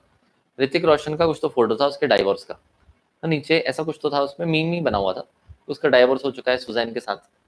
तो किसी लड़की ने ना उसमें नीचे कमेंट की थी कि ऋतिक, है ना, आपने मुझसे शादी कर लो, मैं कसम से आपको कुछ नहीं बोलूंगी, है ना, आपको जो करना है करना, मैं घर के कोने में पड़ी रहूंगी। है ना, मुझे लग रहा है कि ये कमेंट करने वाली ये केमिस्ट्री ट्यूटोरियल सी थी, है ना, जो मुस्कान है ना वही थी। इतना पसंद है क्या आपको? क्या समस्या है ऋतिक का एग्जाम्पल लिया? पहले तो आपने कभी नहीं पूछा, है नोरा का क्यों लिया, है ना, परम सुंदरी का क्यों लिया, अक्षय कुमार का क्यों लिया, ऋतिक का बड़ा पूछ रहे। हद हो गई, शेयर थोड़ी हो रहा है किसी के साथ। चलो क्लियर है क्या ये क्या हुआ आपका? तो आपका ये वॉइड मान लिया जाएगा। अब देखो नेक्स्ट, है ना, अब देखो नेक्स्ट, नेक्स्ट क्या है आपका? The following is an example of agreement which is void because of unlawful consideration। तो कुछ आपको और एग्जांपल्स दिए गए जिसमें कंसीडरेशन जब आपका जो है अनलॉफुल है, सुनिएगा। है ना, देवशी कह रही मच्छर है जो कोने में पड़ी रहेगी, मच्छर कोने में पड़े रहते हैं क्या? नहीं भाई, वो तो मैदान में आ जाते हैं। है ना, केमिस्ट्री ट्यूटोरियल्स पूछ रहे कुछ भी रीजन निकाल लेते हो, तो भाई लॉ पढ़ने पढ़ाने वालों का यही तो होता है ना, लॉयर भी क्या करता है, कुछ भी मीनिंग निकाल लेता है और केस लड़ता है। तो आपने पूछा इस तरीके से, है ना, this is called as BCom style, this is called as BCom style. चलो सुनो example, A promises to obtain B an employment in the public service and B promises in return to pay rupees 1 lakh to A। तो किसी ने आपसे वादा किया कि वो आपको किसी ऑफिस में जॉब दिलवा देगा, है ना, गवर्नमेंट ऑफिस में जॉब दिलवा देगा, और आपने उसको कहा कि अगर आपने जॉब दिलवा दी तो हम आपको 1 लाख रुपए देंगे। ये होता है opposed to the public policy, है ना। वैसे क्या होता है, this is oppose to the public policy. Public policy के अपोज में मतलब कि भाई ऐसे कुछ कुछ डेजिग्नेशन होते हैं जहां पर इंसान को ना मेहनत से पहुंचना चाहिए, जहां पर इंसान को जो है ना एग्जाम देके पहुंचना चाहिए, लेकिन आप उस पोजीशन में डीलिंग कर रहे हो, दैट इज नॉट लॉफुल, है ना, वो बिल्कुल भी लॉफुल नहीं है। है ना, कीड़े वाला बच्चा बोल रहा है देखो भैया मोस्ट हैंडसम मैन को भी लड़की छोड़ के चली गई, टाइम नहीं देता होगा ना, मेन समस्या टाइम की है ना, जीवन में भाई देखो मेन समस्या टाइम की है। आप जिस चीज को टाइम नहीं दोगे ना वो चीज ग्रो नहीं करेगी, चाहे वो आपकी पढ़ाई हो या फिर आपका रिलेशनशिप हो, ठीक है, इसलिए हम जीवन में आज तक सिंगल रह गए, कीड़े वाले बच्चे के जैसे।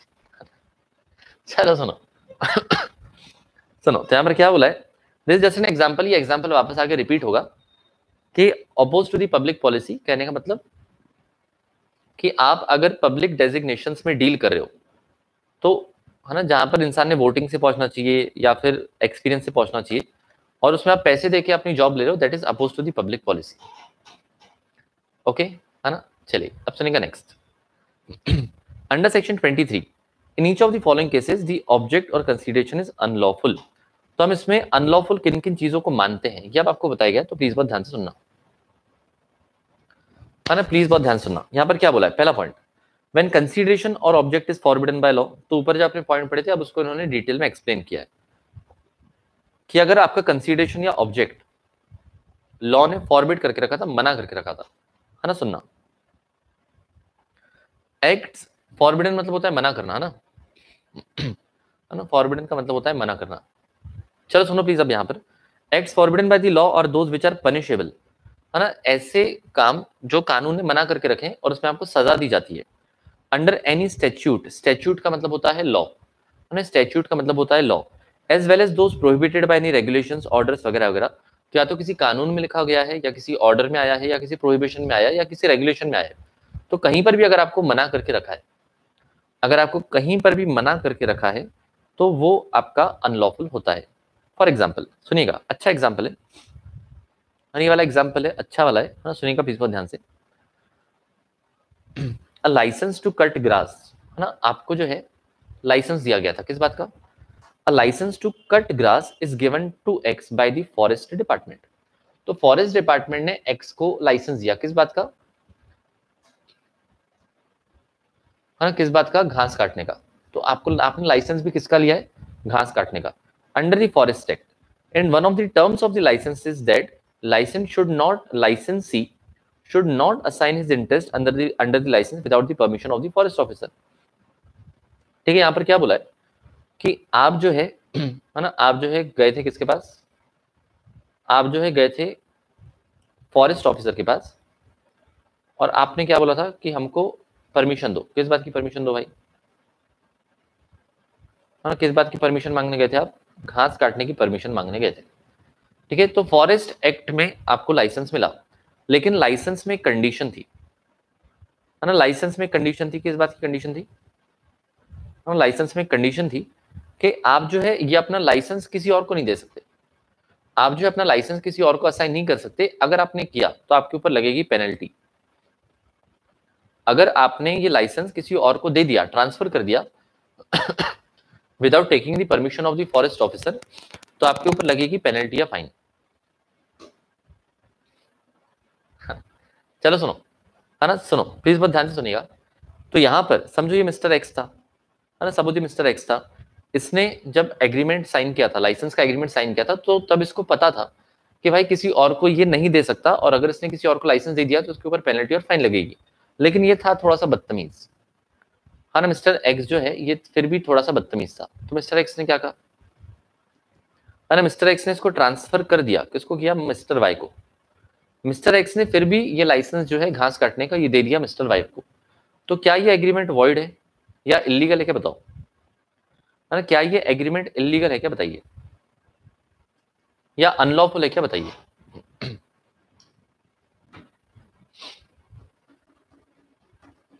है ना, क्या ये अनलॉफुल है, क्या इसको आप इनवैलिड बोलेंगे, है ना, बताइए। हमने मना करके रखा था, हमने बोला था कि भाई बिना पूछे दिया तो तेरे ऊपर पेनल्टी और फाइन आएगी।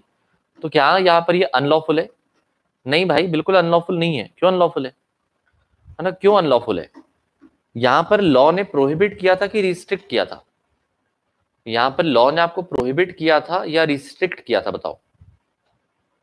ये अनलॉफुल नहीं है, ये अनलॉफुल नहीं है ना, defeat the provision of law में भी नहीं है। तो मुझे बताओ कि ये प्रोहिबिट किया था या रिस्ट्रिक्ट किया था। प्रोहिबिट मतलब क्या, कर ही नहीं सकते, प्रोहिबिट का मतलब होता है कि कर ही नहीं सकते। लेकिन यहां पर क्या बोला था कि कर तो सकते हो, लेकिन अगर आपने किया बिना पूछे तो आपके ऊपर पेनल्टीज और फाइन लगाई जाएगी। So the contract was valid. ठीक है, कॉन्ट्रैक्ट वाज वैलिड, कोई दिक्कत वाली बात नहीं थी। बस मुद्दा ये है कि मिस्टर एक्स को पेनल्टी वगैरह देनी पड़ेगी। देखिए ये अनलॉफुल नहीं है, ये बिल्कुल वैलिड है, ये बिल्कुल वैलिड है। बस इतना ही मुद्दा है कि सामने वाले पार्टी को क्या करना पड़ेगा, है ना, सामने वाली जो पार्टी है उसको, उसने आपको जो है मतलब फॉरेस्ट ऑफिसर को फिर पैसे वगैरह देने पड़ेंगे, मतलब फाइन और पेनल्टीज वगैरह लग सकती है। ठीक है, परफेक्ट। तो एक बार मैं आपको पढ़वा देता हूँ, सुनना। इसलिए मैं कह रहा था कि अच्छा एग्जाम्पल, आप ध्यान नहीं देते हो। यहाँ पर देखो, हमने बोला था कि भाई विदाउट दी परमिशन आप ट्रांसफर नहीं कर सकते, और अगर किया तो फाइन लगेगा।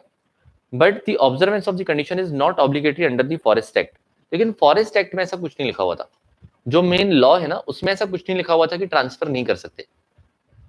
ठीक है, लेकिन आपको लाइसेंस ने आपको लिख के बोला था कि अगर आपने ट्रांसफर किया बिना पूछे तो आपके ऊपर पेनल्टी लगेगी।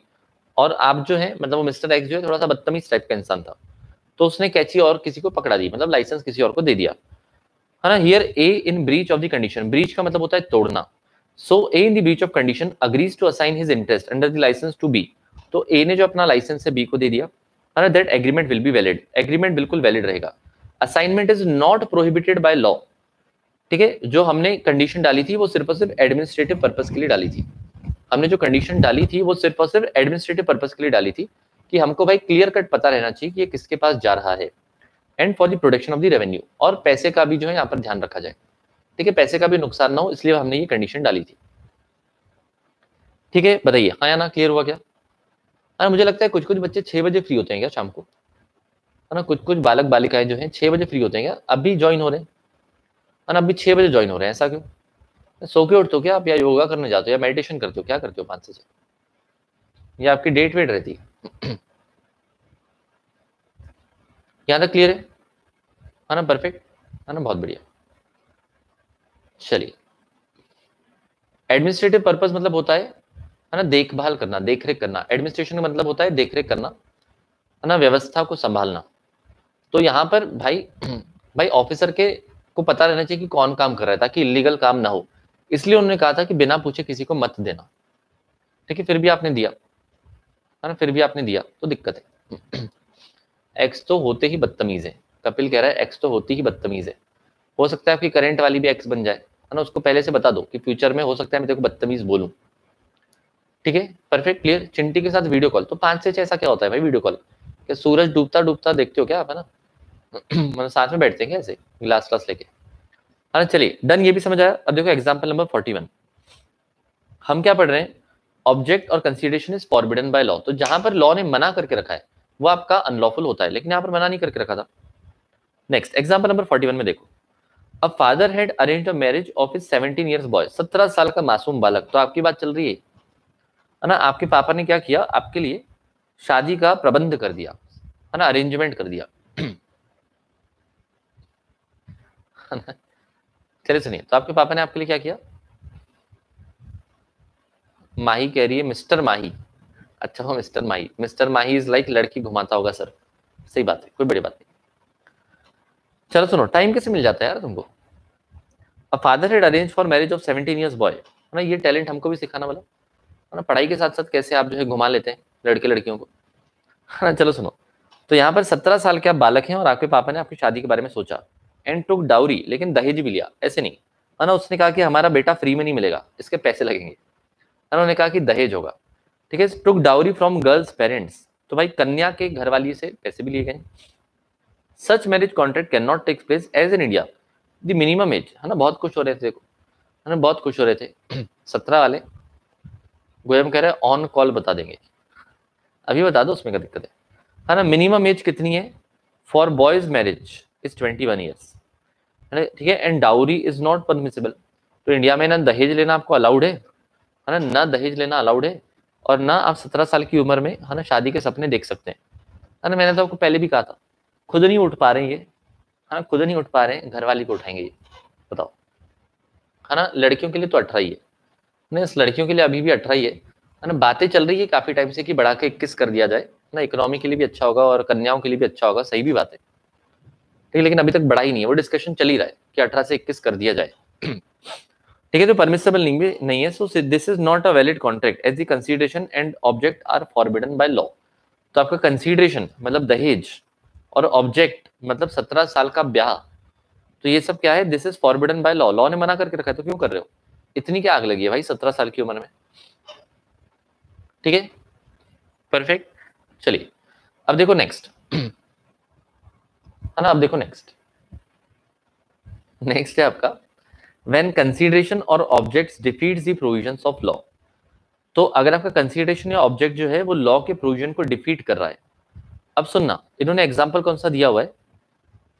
आपको लिमिटेशन एक्ट का मतलब पता है? मैंने आपको लिमिटेशन एक्ट के बारे में मैंने आपको बताया, याद है क्या? है ना, लिमिटेशन एक्ट क्या होता है?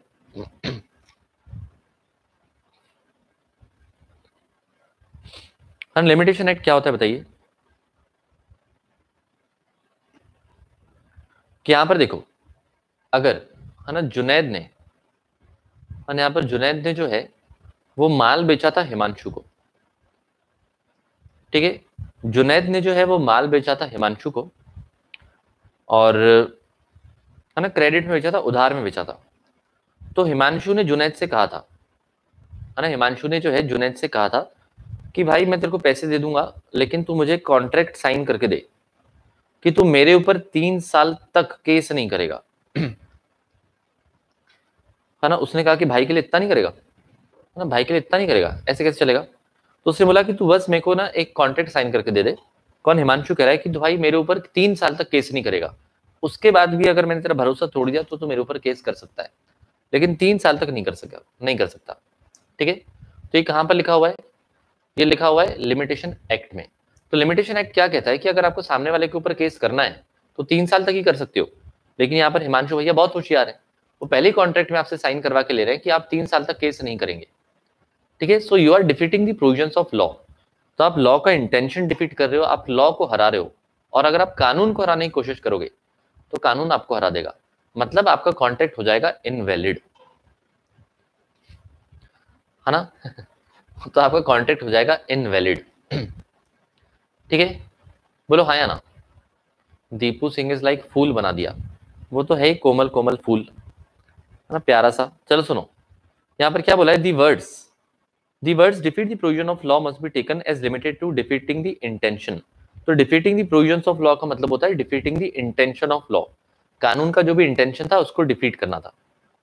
ठीक है, the court looks at the real intention, आपका सच में सोचना क्या था वो देखा जाता है। If the intention of the parties is to defeat the provisions of law the court will not enforce it, फिर कोर्ट भी उसको लागू नहीं करवा पाएगा, है ना। देखिए, legislative enactment would be defeated by an agreement. Legislative enactment मतलब है ना लीगल लॉ, तो भाई कानून ने जो भी बनाया है, कानून ने जो भी एक्ट बनाया है, this will be defeated by an agreement by a debtor not to plead limitation एस डी। मतलब डेटर ने आपको क्या बोला है ना, डेटर ने आपको बोला है कि आप जो है लिमिटेशन प्लीड नहीं करेंगे। कहने का सिंपल मतलब कि आप 3 साल तक यहाँ पर केस नहीं करेंगे। Object is to defeat the provisions of the limitation act, तो यहाँ पर आपका ऑब्जेक्ट क्या है, लिमिटेशन एक्ट को हराना, तो ये वाला कॉन्ट्रैक्ट वैलिड नहीं होगा। ठीक है, क्लियर है, समझ आया। Next, Hindu law is defeated by an agreement to give son in adoption in consideration of annual allowance to the natural parents. तो यहाँ पर देखो सेकंड पॉइंट, आप हो सकता है पहली पहली बार पढ़ रहे हो, तो मैं आपको इसका मीनिंग थोड़ा प्रॉपरली समझाना चाहूंगा, सुनना, है ना, सुनना प्लीज बहुत ध्यान से, है ना, सुनना प्लीज बहुत ध्यान से। तो पहला वाला पॉइंट क्या था, वो 3 साल वाला पॉइंट था ना गोयम, जो पहला वाला पॉइंट था वो वही 3 साल वाला ही पॉइंट था। ठीक है, अब सुनना, अब यहां पर है ना गोयम का एग्जाम्पल लेते, सुनो। गोयम जो है ना, इसके पेरेंट्स इसको बहुत ही प्यार करते हैं, है ना, इसके पेरेंट्स जो इसको बहुत ही प्यार करते हैं, बहुत ही इसको है ना जो है बहुत ही चाहते हैं। तो गोयम भी अपने पेरेंट्स को बहुत चाहता है। ठीक है, तो गोयम के पेरेंट्स को लगा कि इतना प्यार जो है सिर्फ हमको क्यों मिले, है ना, गोयम के पेरेंट्स को लगा कि इतना प्यार सिर्फ हमको क्यों मिले, है ना। कुछ ऐसे भी पेरेंट्स हैं, कुछ ऐसे भी माँ बाप हैं जिनके चिल्ड्रन नहीं है ना, कुछ ऐसे भी माँ बाप हैं जिनके चिल्ड्रन नहीं है। तो उन्होंने भी देखा कि भाई गोयम तो बहुत ही प्यारा लड़का है। तो गोयम के पेरेंट्स ने सोचा कि ये प्यार सिर्फ हमको क्यों मिले, ये प्यार किसी और को भी मिलना चाहिए। ये उसने साइन करवा लिया, फिर भी वैलिड नहीं होगा। हाँ निशा, ये साइन करवा लिया ना, फिर भी वैलिड नहीं होगा। तो गोयम के पेरेंट्स ने सोचा कि भाई हमको ये सिर्फ क्यों मिले, ये प्यार दूसरे पेरेंट्स को भी मिलना चाहिए। तो गोयम के पेरेंट्स ने क्या किया, यहाँ पर ना चालू किया, उन्होंने अलग अलग पेरेंट्स को बुलाया और कहा कि 2-2 साल तक आप इस बच्चे को रख सकते हो, है ना, आप इसको अडॉप्ट कर सकते हो। तो इसके पेरेंट्स ने क्या चालू किया, है ना, उन्होंने नई स्कीम निकाली और कहा कि ये जो हमारा गोयम है ना, बहुत ही प्यारा बच्चा है ना, बहुत ही प्यार करता है, बहुत ही ध्यान रखता है ना, पूरे सुबह सब घर के दरवाजे खोलता है ना, चाबी आबी लेके तालों से खोल मतलब ताले खोल के आता है, रात को बंद भी करता है ना, भगवानों की भी जिम्मेदारी इसने लेके रखी है ना, मंदिर वंदिर बंद करना, आरती वगैरह करना, दिए बनाना, है ना, मशीन चालू करना, पानी भर के आना, तो सारे के सारे काम ये कर लेता है। तो गोयम के पेरेंट्स ने 2-2 साल जो है गोयम को देना चालू किया। ठीक है, और बदले में पेरेंट ये पैसे भी ले रहे थे, है ना, लेकिन गोयम के मम्मी पापा कम नहीं थे, बोले अगर आपको इतनी खुशियां मिल रही है तो आपको भाई पैसे भी देने पड़ेंगे कुछ। तो भाई देखो, यहाँ पर इंडिया में बच्चे अडॉप्ट करना कोई दिक्कत नहीं है, इंडिया में, है ना, इंडिया में बच्चे अडॉप्ट करना कोई दिक्कत नहीं है, बच्चे अडॉप्ट करना लीगल है, कोई समस्या नहीं है। लेकिन बच्चा दे दिया और पैसे ले रहे हो, है ना, बच्चा दे दिया और पैसे ले रहे हो, तो भाई ये तो व्यापार हो गया, है ना, ये तो क्या हो गया, ये ह्यूमन ट्रैफिकिंग हो गई, है ना, ये आपकी ट्रैफिकिंग की कैटेगरी में आ जाता है। ये आप जो है लोगों को बेच रहे हो, this is not done, this is not done. भाई वो भी इंसान है, वो भी इंसान है ना, भले हम बोलते हैं कि बच्चे आपके एसेट है, लाइबिलिटी नहीं। आपने सुना होगा, है ना। सर गोयम कह रहे हैं सर आप ठंडा लो, है ना, पिलाओ ठंडा पिलाओ, क्या भेज रहे हो, हम ठंडा नहीं लेते भाई, एक बार मूड में आ गए ना तो गर्म करके ही छोड़ते हैं। चलो सुनो, तो यहाँ पर क्या बोला है कि बच्चे अडॉप्ट करना कोई दिक्कत वाली बात नहीं है, लेकिन इस प्रकार की हरकतें करना शोभा नहीं देता आपको। तो ये सब होता है ह्यूमन ट्रैफिकिंग। ठीक है, तो आप फिर है ना पेरेंट्स के एसेट हो भले, मानते हम, लेकिन इसका मतलब ये थोड़ी कि पेरेंट्स आपसे पैसा कमा रहे हैं, है ना, ऐसा मतलब थोड़ी कि भाई आप जो है ना बच्चों से पैसा कमा रहे हैं, ऐसा नहीं चलेगा। So such kind of contract is unlawful, है ना, ये अनलॉफुल है। आपको बच्चा किसी को उठा के देना है दे दो, लेकिन पैसे मत मांगो यार, ऐसा। ठीक है, बोलो समझ आए कि नहीं। है ना, माही इज लाइक मेरा तो बचपन का सपना है सर, एक पर दो फ्री, एक पर दो फ्री मतलब ट्विंस चाहिए, एक पर दो फ्री मतलब ट्विंस चाहिए, ऐसे क्यों? ट्विंस चाहिए, कैसे इंसान हो यार? चलो अपनी अपनी इच्छाएं होती है, आपके ऊपर क्या कर सकते हैं। नेक्स्ट देखो, पहला पॉइंट क्या बोला था? पहला पॉइंट बोला था when consideration of object is forbidden by law. तो अगर लॉ ने मना करके रखा है, Riya Singh I have a twin, बहुत बढ़िया, बधाई हो। चलो सुनो, chemistry tutorial is like triplet, बाल नोच जाएंगे बेटा आपके बच्चे। चलो पहले क्या बोला है, when consideration of object is forbidden by law, तो अगर लॉ ने मना करके रखा है तो वो काम नहीं करने का, है ना। सेकंड वाला काम है ना, आप अगर लॉ के प्रोविजन को डिफीट करने की कोशिश करो, जैसे यहाँ पर लिमिटेशन एक्ट वगैरह था या गोयम को बेच रहे थे, तो even this is not valid. Third वाला व्हेन इट इज फ्रॉड्यूलेंट, तो फ्रॉड्यूलेंट वाले तो आप बहुत सारे पढ़ चुके हो, है ना, फ्रॉड्यूलेंट वाले तो आप बहुत सारे पढ़ चुके हो। अब देखो, जैसे आप मोबाइल लेने गए, सामने वाले ने आपको मोबाइल की कॉपी चिपका दी, फर्स्ट कॉपी चिपका दी, है ना, ओरिजिनल नहीं था, डुप्लीकेट था, तो ये भी एक तरह का फ्रॉड है ना। स्मगलिंग करना ये भी एक तरह का फ्रॉड है, ठीक है ना, परफेक्ट। चलो सुनो, तो व्हेन इट इज फ्रॉड्यूलेंट में इन्होंने क्या कहा है, agreements which are entered into to promote fraud, अगर आप फ्रॉड को प्रमोट कर रहे हो, and this will be void. For example, an agreement for the sale of goods for the purpose of smuggling them out of country is void and the price can not be recovered. तो अगर आप smuggling वगैरह को promote कर रहे हो तो वो वैलिड नहीं होगा, ठीक है। जैसे है ना, यहाँ पर समझो कि एक दुकानदार है मेरे पास में और वो नकली माल बेचता है ना, वो क्या करता है ना, वो ना नकली नकली माल बेचता है। तो उसने मुझे भी बोला कि तू भी बेचेगा क्या, तो मैंने बोला ठीक है ना, ट्राई करके देखते हैं, ट्राई करने में क्या है। जब यहाँ पर दो दो तीन तीन बच्चे करने का बच्चे सोच रहे हैं, है ना, जब 17 18 16 साल के बच्चे सोच रहे हैं दो दो तीन तीन बच्चे करेंगे और वो भी एक साथ, तो भाई हम तो ये बिल्कुल सोच ही सकते हैं कि भाई फ्रॉड वाला कोई काम कर ले। तो हमने बोला ठीक है ना, कर लेते हैं। तो मैंने उसको पैसे दिए 50,000 रुपये एडवांस, है ना। अज्यूम करो कि मैंने उसको 50,000 रुपये एडवांस दिए और उसने पैसे तो ले लिए, लेकिन बाद में मुझे वो मोबाइल ही नहीं दे रहा है। उसने कहा था कि मैं तेरे को नकली पीस दूंगा, जाके बेच के आना, उन्हें मोबाइल ही नहीं दे रहा है। तो मैं उससे पैसा रिकवर कर पाऊंगा क्या? तो नहीं। और मैं जो है उससे पैसा रिकवर बिल्कुल भी नहीं कर पाऊंगा। क्यों? क्योंकि हम किसको प्रमोट कर रहे हैं? फ्रॉड को, स्मगलिंग को, है ना, बिना टैक्स वाले मोबाइल को, वगैरह वगैरह। So all this is not allowed. समझ आया? क्लियर है कि नहीं?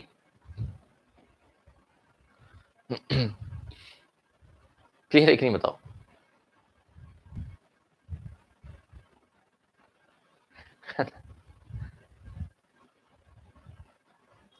है ना, chemistry tutorials is like, sir मैं कहती कुछ हूं और आप और कुछ समझ लेते हो, सिमेंटिक बैरियर।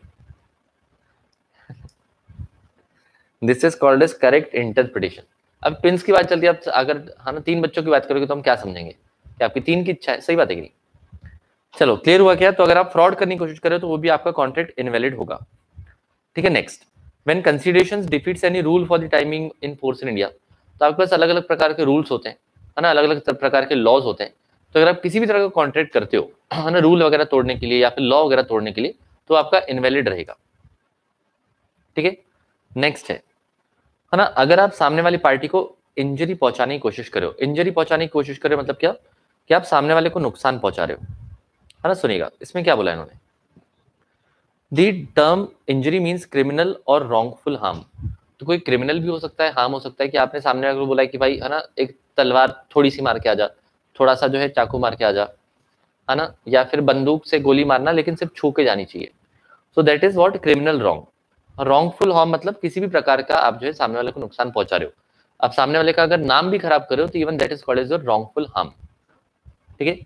तो फॉलोइंग एग्जांपल्स आपको दिए गए, इसमें जो है आपका कंसीडरेशन वगैरह अनलॉफुल माना जाता है। जैसे जैसे है ना, फॉर एग्जांपल सुनना,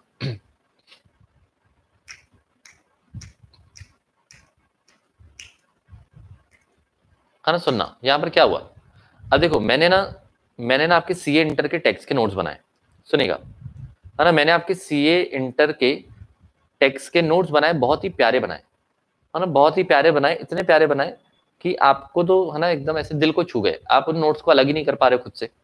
और मैंने उन नोट्स का करवा लिया कॉपीराइट, है ना। क्यों दिल को छू गए? क्योंकि मैंने उसमें आपका नाम डाला था, आपके फोटो डाले थे, आपकी वाली के फोटो डाले थे और आपके घर वालों के फोटो डाले थे, तो इतना प्यारा था कि आपको भी बहुत पसंद आ गए और मैंने उसको करवा लिया कॉपीराइट। कॉपीराइट मतलब मेरे अलावा और उसको नहीं छाप सकता,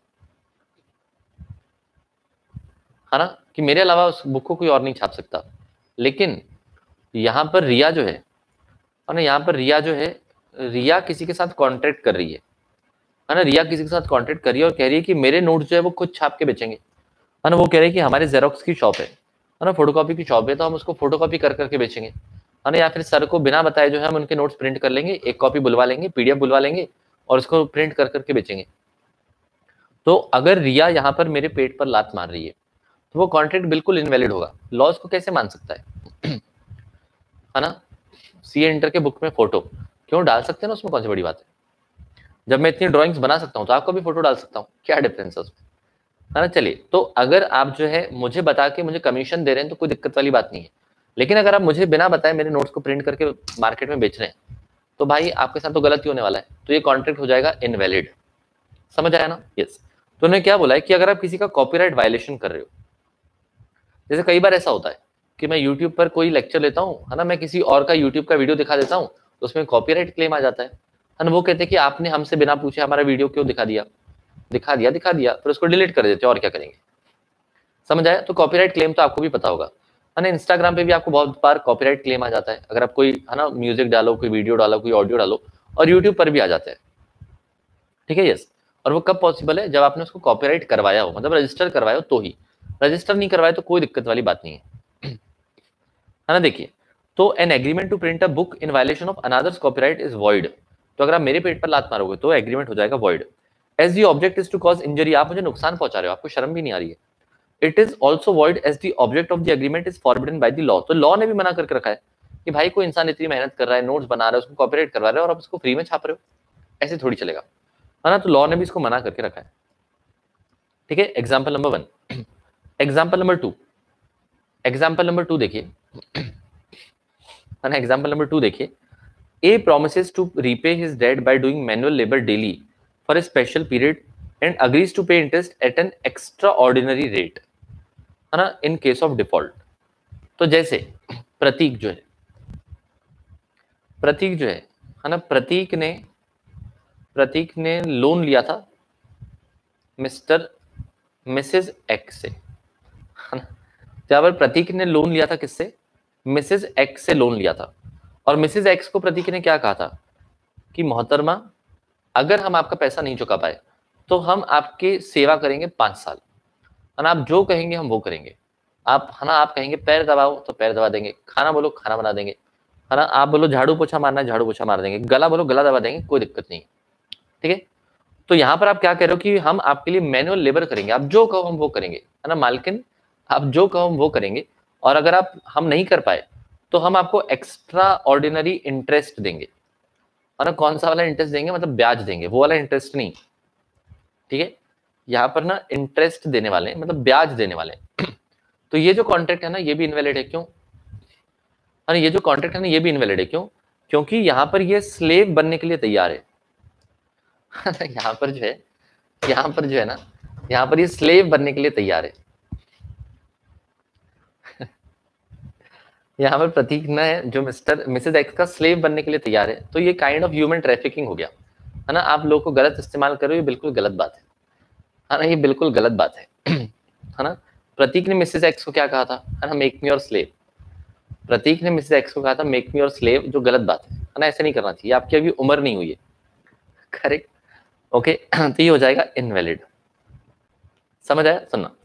तो हियर एज प्रॉमिस है ना, यहाँ पर here A's promise to repay by manual labour. A ने मैनुअल लेबर लगाने, मतलब काय कि मैनुअल लेबर आपके लिए चलो सॉरी, सुनो। Here A's promise to repay by manual labor is the consideration for the loan and this is illegal, है ना, because this amounts to slavery. You should not say to someone, है ना, make me your slave, ये अच्छी बात नहीं होती है ना। Okay. So on the part of A, in other words, है ना, consideration involves injury to the person of A. The consideration is illegal. Object is also illegal, है ना। Slavery करवाना is opposed to the public policy और ये contract void है ना, और ये contract आपका void है। समझ आया, परफेक्ट, है ना। चलिए क्लियर होना एकदम। आकांक्षा गिरी, आप इंसान को इंसान मत रहने देना, क्यों, क्या दिक्कत है। फोर्थ पॉइंट रिपीट कर दो, फोर्थ पढ़ाया का है, अच्छा ऊपर वाला ये, अगर आप रूल तोड़ते हो, अगर आपने किसी के साथ कॉन्ट्रैक्ट किया रूल तोड़ने का, कॉन्ट्रैक्ट है ना, या फिर लॉ तोड़ने का, तो वो आपका इनवैलिड होता है। जैसे आपके ट्रैफिक के रूल्स हैं, है ना, आपके ट्रैफिक के रूल्स हैं, तो मैंने अपने दोस्त को बोला कि भाई तू सिग्नल तोड़ देना, मैं तेरे को 2 समोसे खिलाऊंगा, ठीक है, तो मैंने उसके साथ कॉन्ट्रैक्ट किया और उसने सिग्नल तोड़ दिया और मैंने जो है उसको समोसे नहीं खिलाए, क्योंकि हमारा कॉन्ट्रैक्ट वॉइड था, मैंने उसको कुछ तोड़ने के लिए कहा था, रूल वूल तोड़ने के लिए कहा था, तो this is not valid. Perfect, समझ आया ना, है ना, बहुत बढ़िया। चलो, तो नेक्स्ट क्या है आपका, है ना, नेक्स्ट है आपका, कुछ बच्चे तो बहुत तेज है ना, वो समझ जाते हैं, और कुछ बच्चे इतने इनोसेंट है कि वो समझेंगे 4-5 साल बाद, है ना। चलो सुनो, तो यहाँ पर आपका व्हेन कंसीडरेशन इज इमोरल, तो अगर आपका कंसीडरेशन इमोरल होता है ना, तो भी, है ना, वैलिड नहीं होता है। अभी इमोरल वाला कल पढ़ लेंगे ना, इमोरल और आगे की कहानी जो ना कल पढ़ लेंगे, आज के लिए, है ना, यहीं पर रुकते हैं। तो भाई जितना मैंने आपको बताया है वो सारा का सारा रिवाइज करके आएंगे, लेकिन मेन मेन चीजें रिवाइज करके आएंगे ना, इधर उधर की बातें रिवाइज नहीं करनी है आपको। मुझे पता है कि भाई इधर उधर की बातें आपको बाय डिफॉल्ट याद रह जाएगी, बट फिर भी ओके। चलिए तो गाइज आज के लिए यहीं पर रुकते हैं, बहुत बहुत शुक्रिया, हम लोग मिलेंगे कल शाम को, है ना। और मैं फ्राइडे टू संडे नहीं हूँ, है ना, मैं शुक्रवार से जुम्मे से रविवार तक नहीं हूँ, ठीक है। तो अभी तो 2 दिन हूँ मैं, चिंता मत करो, है ना, 3 दिन नहीं रहूंगा, फिर मंडे से अपनी मुलाकात होगी शाम को ही। ओके चलिए भाई, थैंक यू सो मच, बहुत बहुत शुक्रिया, मिलेंगे कल।